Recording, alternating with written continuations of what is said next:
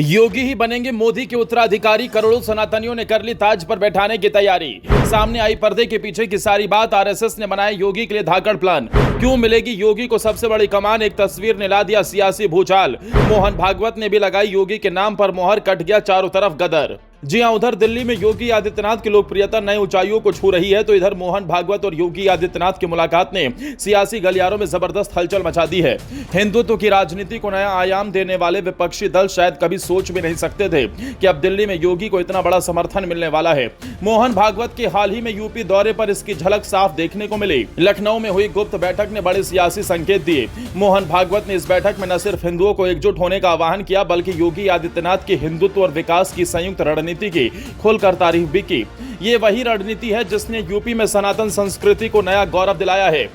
इसके बाद एक तस्वीर ने सियासी गलियारों में ऐसा भूचाल ला दिया कि चर्चाएं तेज हो गई। उस तस्वीर के बारे में हम आपको आगे बताएंगे, लेकिन पहले जानिए कि क्यों इन दिनों सड़कों से लेकर सियासी गलियारों तक योगी आदित्यनाथ की डिमांड बेतहाशा बढ़ रही है।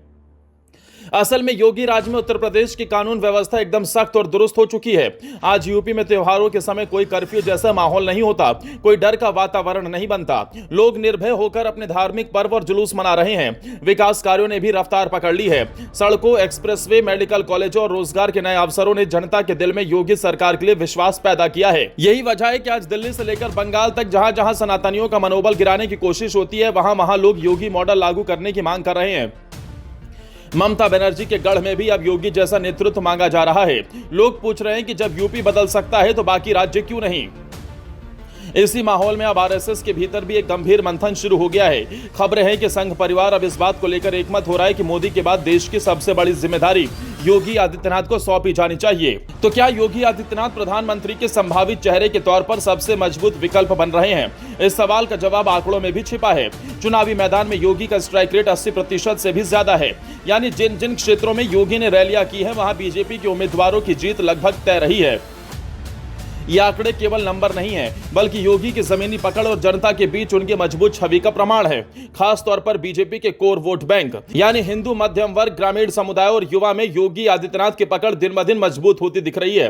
अगर हम देखें तो योगी आदित्यनाथ ने उत्तर प्रदेश जैसे विशाल और विविधता से भरे राज्य में कानून व्यवस्था, विकास और हिंदुत्व, इन तीन मोर्चों पर एक संतुलन कायम किया। यह संतुलन किसी भी नेता के लिए आसान नहीं होता, लेकिन योगी ने यह कर दिखाया है। इसीलिए आज जब प्रधानमंत्री नरेंद्र मोदी के बाद नेतृत्व के सवाल पर चर्चा होती है, तो सबसे पहला नाम आता है योगी आदित्यनाथ का।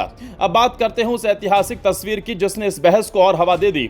आपको याद होगा कि 2022 के यूपी विधानसभा चुनाव के दौरान प्रधानमंत्री मोदी और मुख्यमंत्री योगी आदित्यनाथ की एक बेहद चर्चित तस्वीर सामने आई थी।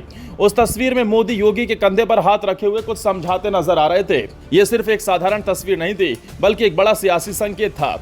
उस एक फोटो ने पूरे देश में यह संदेश फैला दिया कि मोदी और योगी की जोड़ी एक है और मोदी खुद योगी में अपना उत्तराधिकारी देख रहे हैं। अब जब मोहन भागवत ने खुद योगी के कार्यों की सराहना की है, तो यह संकेत और भी मजबूत हो गया है। माना जा रहा है कि आने वाले समय में अगर कोई नेता नरेंद्र मोदी की विरासत को आगे बढ़ा सकता है तो वो है योगी आदित्यनाथ।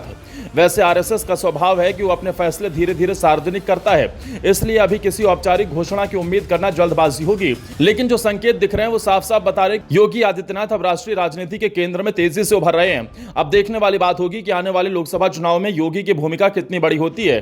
क्या वो फिर से बीजेपी की जीत के लिए मास्टर स्ट्रोक साबित होंगे, और क्या धीरे धीरे उनकी छवि एक मुख्यमंत्री से देश के भावी प्रधानमंत्री की तरफ बढ़ रही है?